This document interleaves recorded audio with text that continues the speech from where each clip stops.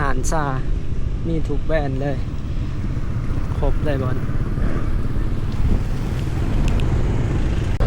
เพื่อประมาณ60เมตรนี่แหละทุกคนประมาณ60เมตร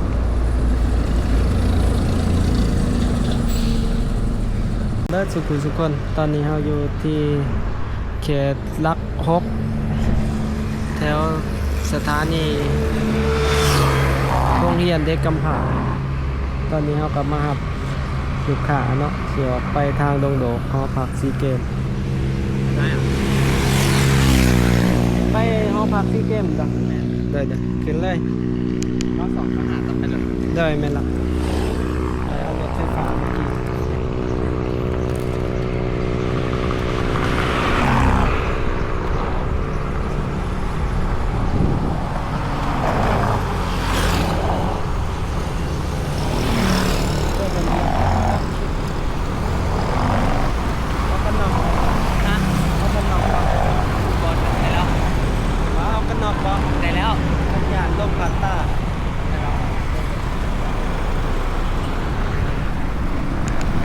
เดี๋ยวจะพาทุกคนออกไป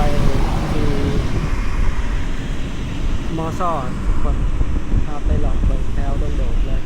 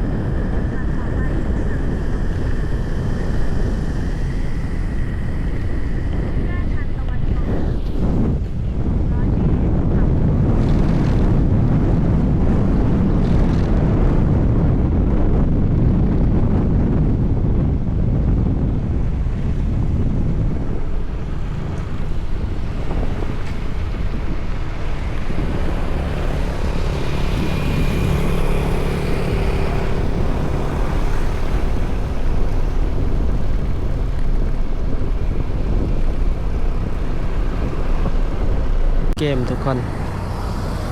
ส่งลูกค้าจากลักฮกมาหอดนี่ก็ประมาณ5 กิโล6 กิโลนี่ละ37,000 กีบเดี๋ยวสิพาทุกคนขี่เลาะเบิงเลาะส้มมาไล่แห่งศาสตร์เนาะ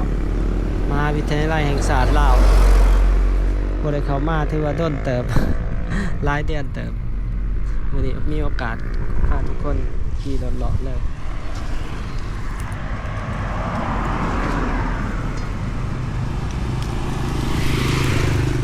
เดี๋ยวเราเบิ่งเราชมกันทุกคน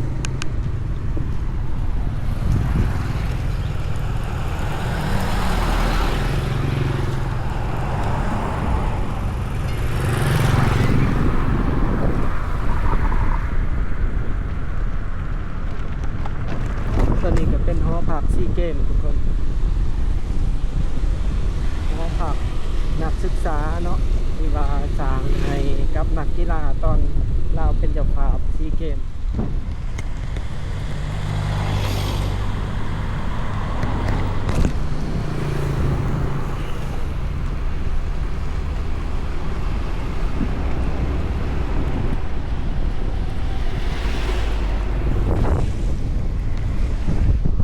ลงมาทางที่ทุกคนยังบ่ทันได้ของติดหน้ากล่องติดกล่องใส่รถ ก็บังหนารถมันบังลายว่าสิ บังหนาก็เป็นบรรยากาศหอพักทางหลังหอพักสีเทพ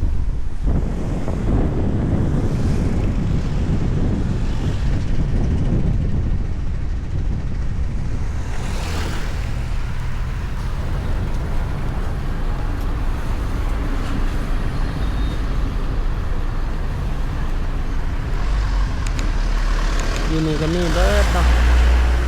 โศกทวีตัวนี้ก็เป็นอีกสาขาหนึ่งสาขาใหญ่โศกทวีเป็นซูเปอร์มาร์เก็ตแบรนด์ลาวที่ว่าเป็นแบรนด์ที่ได้ประสบผลสำเร็จหลายในเวียงจันทน์มีการขยายสาขาที่ว่าเกือบ20สาขาเลยทุกคนมีแต่สาขาใหญ่ๆเลยสำหรับโศกทวีสินค้าหลากหลาย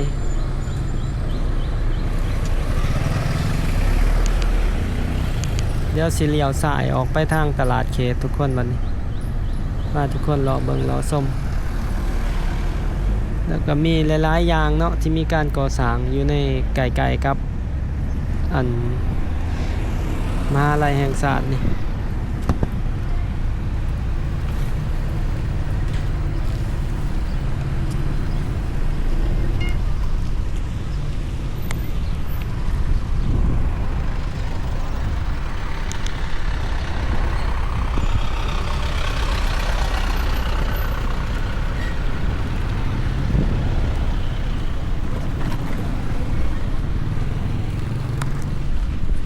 ทั้งหน้าเขาก็เป็น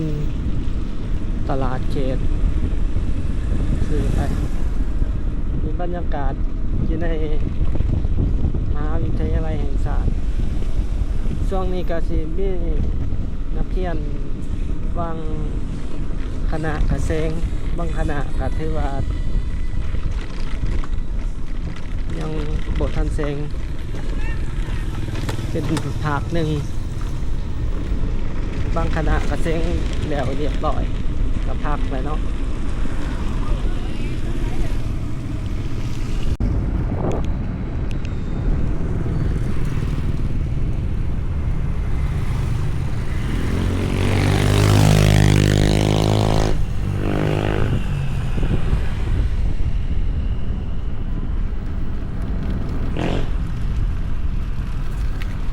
ว่าหอมนี่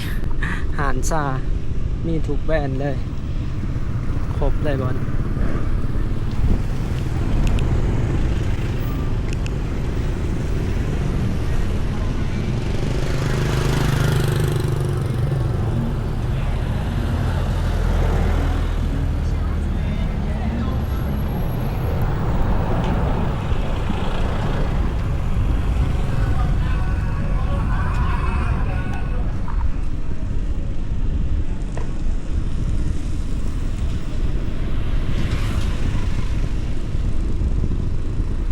เขตตลาดนักศึกษาบอนนี่ก็มีเซเว่นพร้อมสาขา3บอนสายมือเอา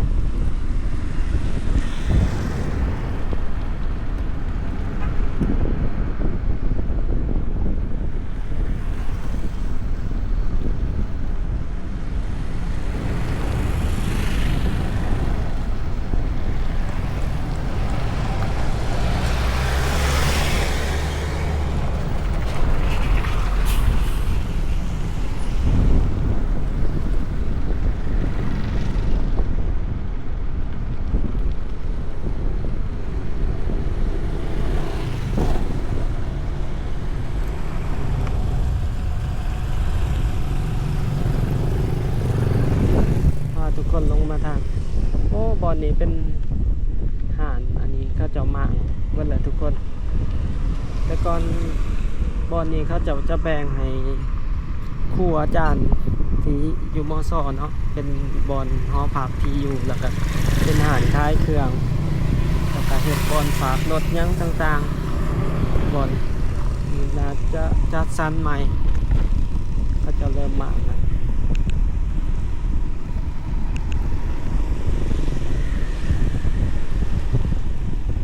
ปฏิเดี่ยวครัวออกไป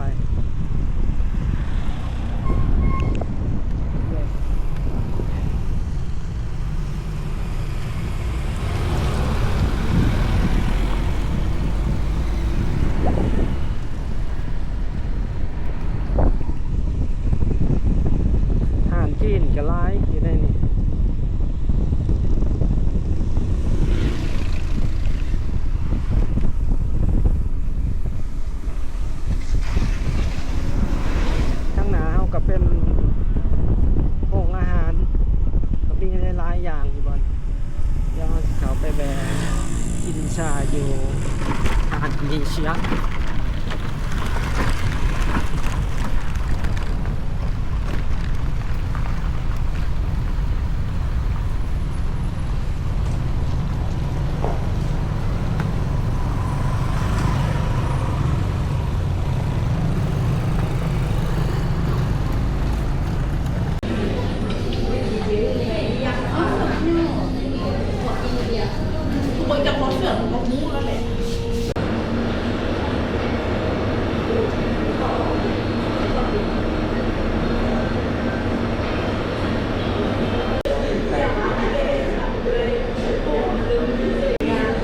มันไหวเลย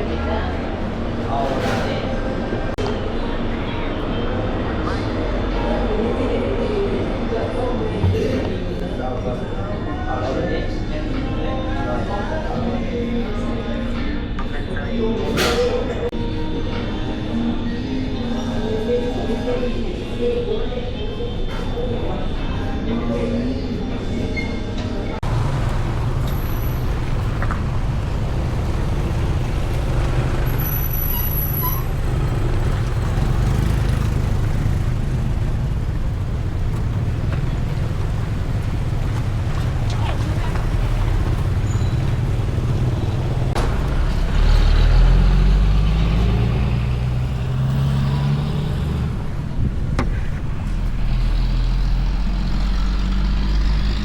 ไปกันต่อทุกคน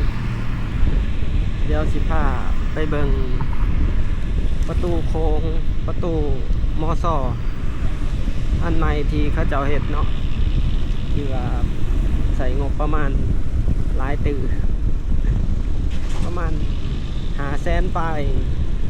ตัวเหรียญ500,000 ปลายดอลลาร์นี่ล่ะเขาเฮ็ดในข้อมูลที่ว่าหลายๆคนลงเฟซกันช่วงนี้เนาะเดี๋ยวไปเบิ่งกันว่าปัจจุบันนี้เขาเจ้าเฮ็ดหอดใส่โอ้ยรถขี่งานทั้งหน้ามีขนาด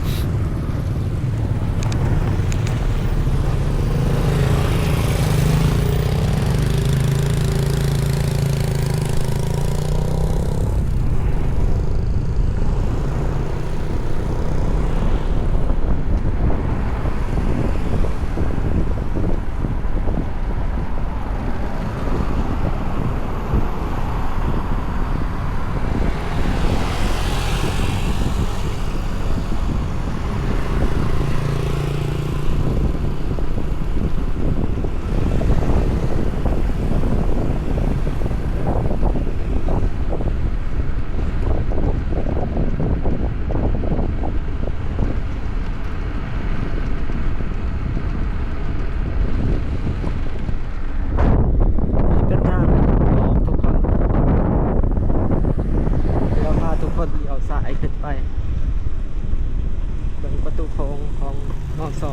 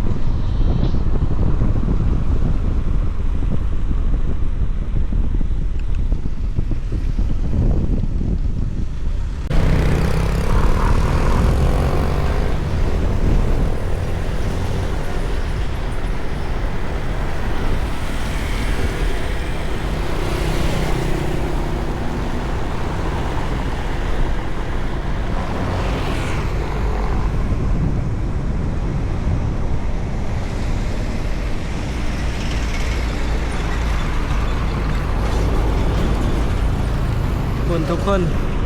ข้างหน้าของเราจะเป็นประตูโค้งเนาะโครงการประตูโค้งที่ว่าเขาเจ้าเฮ็ดประตูทางเขาสู่มหาวิทยาลัยแห่งศาสตร์ถือว่าเฮ็ดใหญ่เด้อความกว้างของหน้าประตูนี่นะจะประมาณอยู่50 เมตรเนาะ50 เมตรของจากขอบหนึ่งขอบหนึ่งนี่เพื่อประมาณ60 เมตรนี่แหละทุกคนประมาณ60 เมตร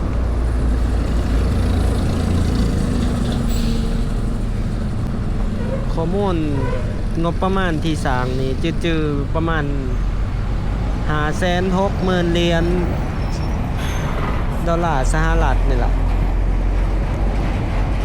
จะเป็นเส้นทางหน้ามอซ่อต่อกับเส้นทาง450 ปี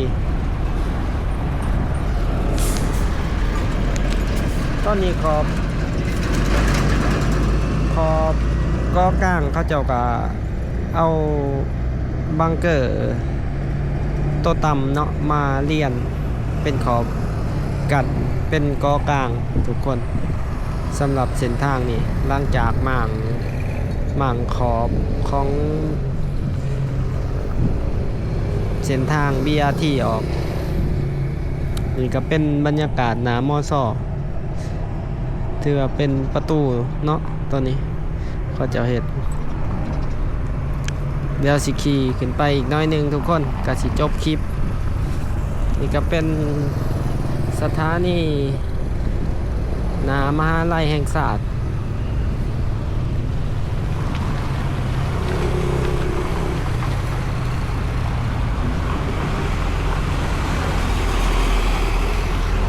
ป้าตัวหนังสือป่ายคือเพจบัดละถ้าเจ้าแก้ออกบ่รู้จะได้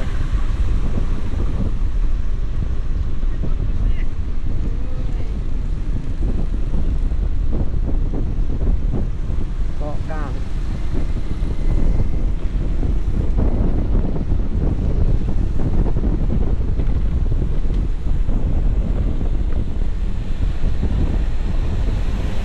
ข้างนั้นหนาเฮาก็เป็นอีกสถานีหนึงว่าสถานีนั่นบ่ถือรถต่ำบางทิศหลังก็สิประมาณนี้ทุกคนสำหรับในคลิปนี้พามาเบิ่งมาชมออกมามอซ่อเนาะก็เลยถ่ายทุกคนได้เบิ่งบรรยากาศเลยอยู่ประมาณนี้เด้อทุกคนผู้ใดมักคลิปนี้อยากสนับสนุนกันก็อย่าลืมกดไลค์กดแชร์กด Subscribe เพื่อเป็นกำลังใจให้กันแล้วตอนนี้เราไม่ใช่ก็ต้องขอกล่าวคำขอบใจสบายดี